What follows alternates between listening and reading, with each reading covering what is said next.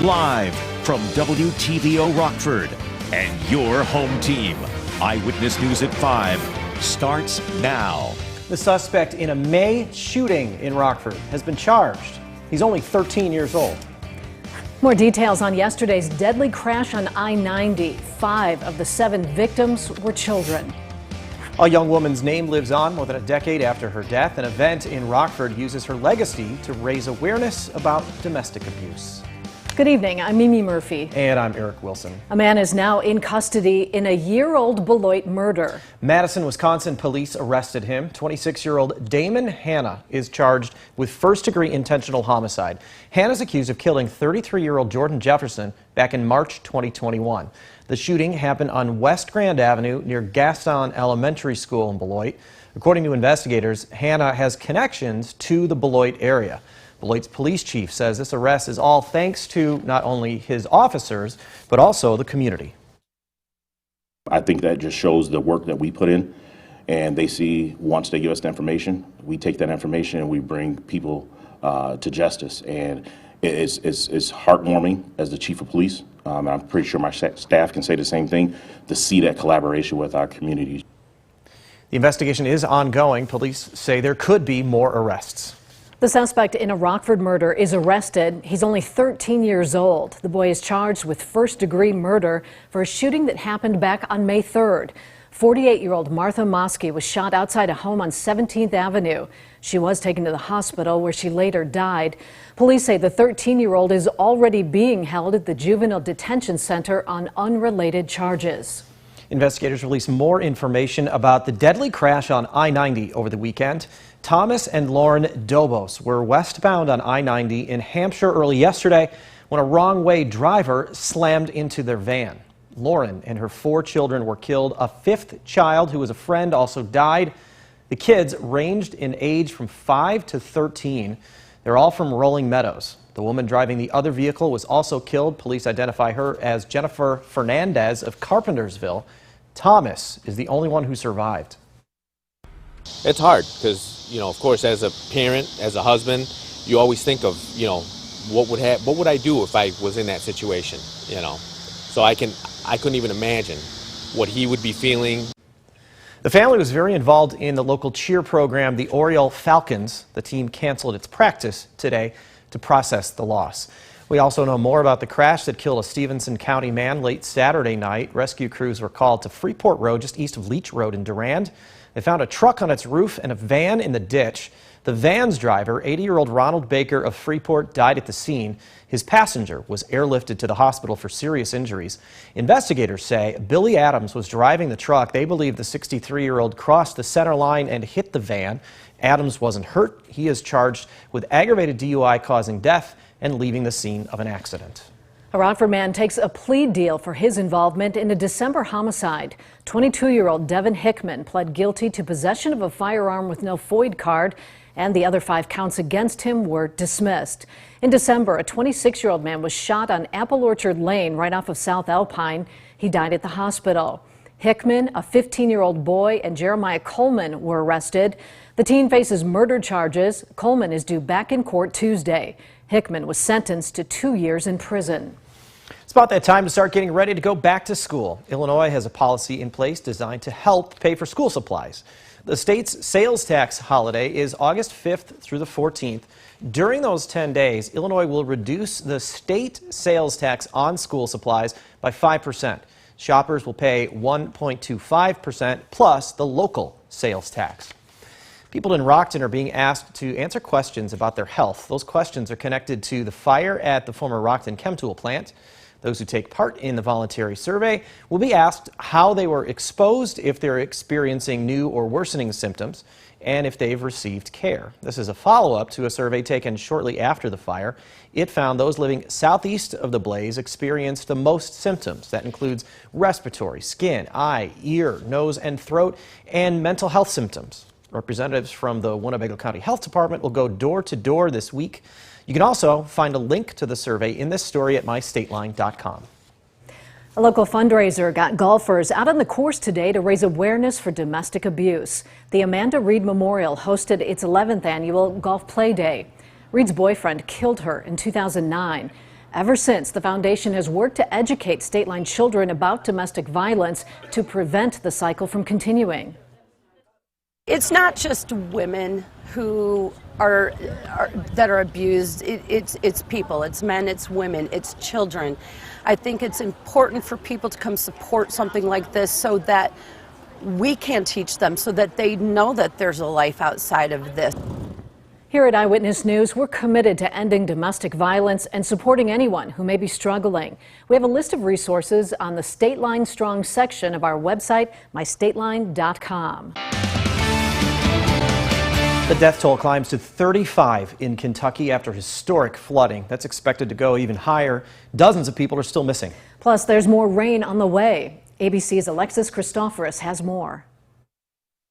As parts of Kentucky assess the damage from last week's historic storms, Governor Beshear warning residents to brace for more flooding. Still in the emergency response mode, still doing search and rescue. Weather today may complicate that, but there is severe storm potential today in all of the impacted areas. Among the dead, 4 siblings aged 2 to 8 years old. The force of the current ripping the children from their parents' grip. Loved ones of the missing organizing search parties, including William Cook, who's looking for his brother-in-law. They want closure.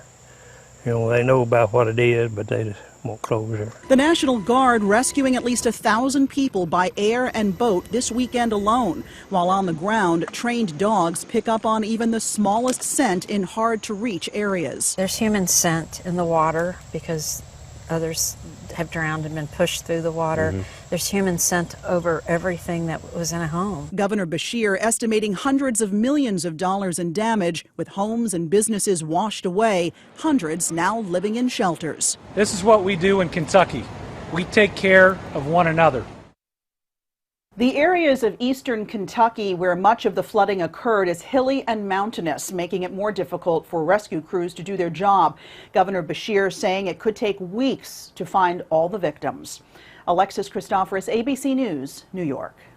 The Biden administration's making more than $1 billion available to address flooding and extreme heat. The program will help states like Kentucky and California respond to climate-related disasters.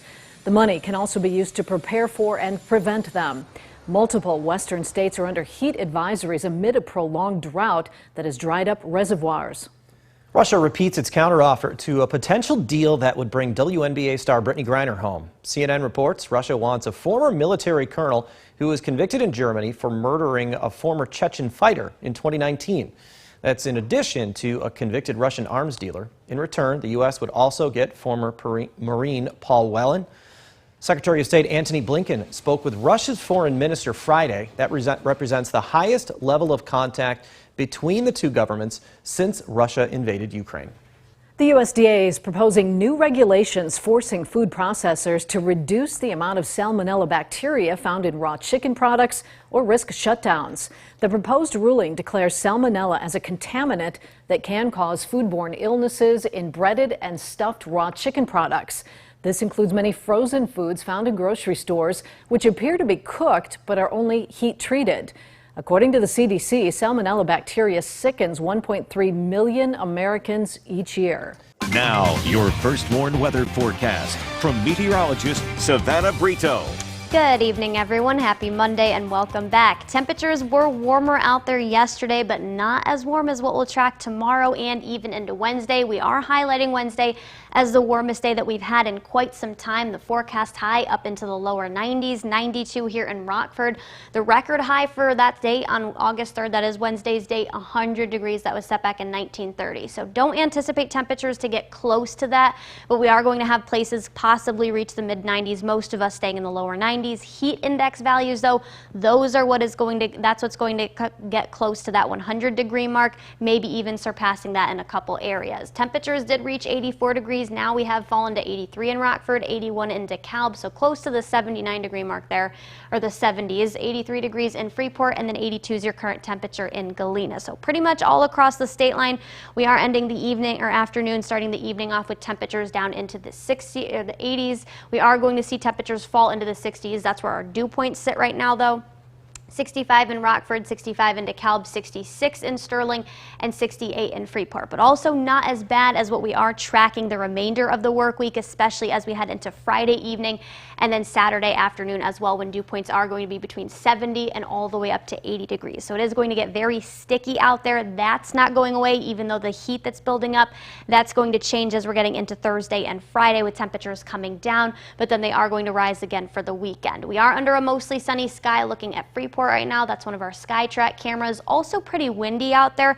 That's one thing to note that will also continue through the majority of the next couple of days too. Our wind direction is going to change overnight, but for now they are out of the northwesterly direction. That is, even though it is out of a northerly direction, pulling in some warmer air for us just because the heat is building out kind of all west of here, northwest of here, and southwest of here. 13 miles per hour in Rockford, 15 in DeKalb, 14 in Freeport, and then 13 miles per hour in Sterling. Those are current winds. We are going to see them pick up even more though tomorrow morning, afternoon, and evening. A day where we're not tracking anything right now. We did have a couple storms and then showers move through earlier in the day, but we are clear now. We are going to start the night off mostly clear, but then clouds do increase once we're getting past about 2-3 in the morning. That's also when showers kind of move in for some areas. It looks like they, for the most part, are going to pass to our south.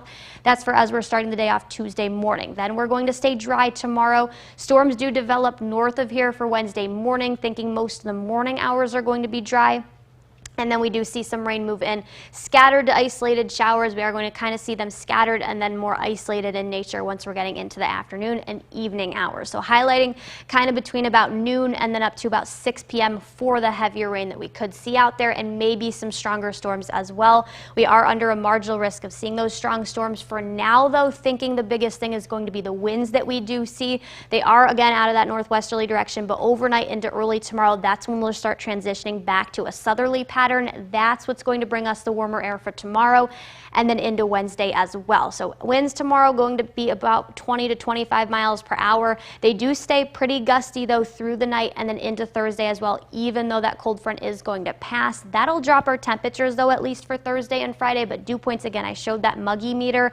Those are not going to get any better. 61's what we'll drop to, so another comfortable night. Take advantage of it tonight if you can, because big changes are on the way.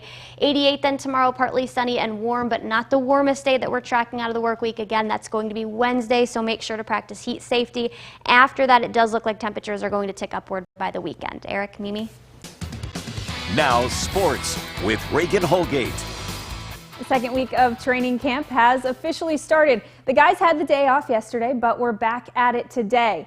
Couple things to note from week one. The rookies have stolen the show. Kyler Gordon and Jaquan Brisker were among the standouts, both really starting to brand themselves as the ones who are going to force those turnovers. They are both expected to start immediately. Offense is highly questionable right now, but not because of Justin Fields.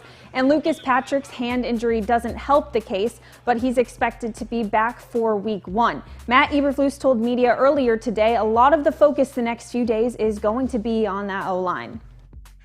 Really, we talked to the offense the other day. It's just about getting lined up and being crisp with our alignments and our motions and having the tempo to put the pressure on the defense. You know, when you line up in a quick manner in motion with a crisp manner and then snap the ball, you're not giving them time to line up and adjust and make their calls on defense. Tomorrow will be their first practice in pads.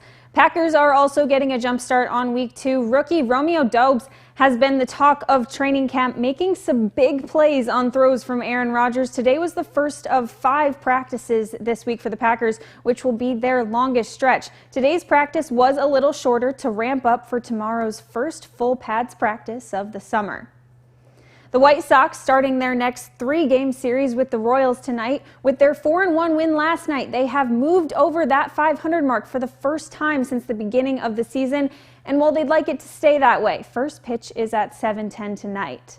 Cubs are off today, but the trade deadline ends tomorrow and all eyes are on Chicago. Rumor has it all moves are expected to be made in rapid-fire fashion in the final hours. They acquired right-handed pitcher Hayden Wesneski today from the Yankees for Scott Effross. Biggest question, where will Wilson Contreras land? Interested teams include most talks around him seem to be more interested in him as a part-time catcher, but a regular in the lineup. And also a lot of interest around Ian Happ. Savannah will have a final look at weather in just a moment. First, here's what News Nation has planned for later.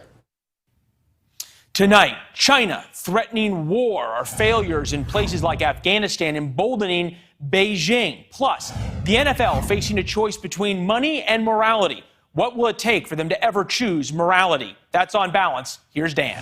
Thanks, Leland. Tonight on Dan Abrams Live on News Nation. We continue our coverage of the Democrats' dishonest and dangerous political strategy of propping up extreme right-wing candidates, hoping that they'll be easier to beat in the 2022 general election. Democratic consultant James Carville thinks it's a really good idea and joins me to debate.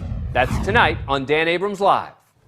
News Nation is available on the cable and satellite stations in this list. You can also head to newsnation.com. Savannah's back with another look at that forecast. So it's going to be getting hotter as we progress through the week. Yes, that's pretty much the case. Hotter tomorrow, a lot hotter on Wednesday, and then finally some cooler weather. So it's not going to last that long, luckily, if people don't like heat, but overall not the best work week. And it felt very different already today. Yes, it did. It was nice outside, but we did have much higher dew points out there, leading to muggy conditions. But we're not tracking any rain. That's on the interactive radar, sponsored by Rockford Auto Glass and More. But there's those hot temperatures, 88 tomorrow, then up to 92 on Wednesday. Not bad Thursday and Friday, but Mimi, Eric, the dew points are still going to be warm those days, so it will feel muggy and kind of gross outside. We love when you use specific weather words. Gross, I know. Thanks, Savannah. Stay safe.